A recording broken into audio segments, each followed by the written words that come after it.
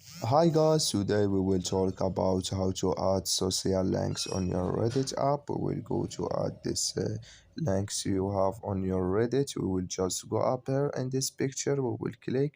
Then it's going to show for us this window like this, and we just click here on my profile or your profile. Then we come to this window here on next window. We just click here on edit. Then we come to next window here or edit window. Then you just click here on social links. You click here on add, and here in this window here you can add your social links link here in this window. If you have any of these links here, you can add it on your Reddit.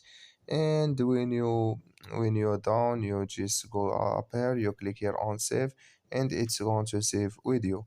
So that's all now. I wish know you I get it. Thank you for your watching. Don't forget to support us by like and subscribe. See you in next video.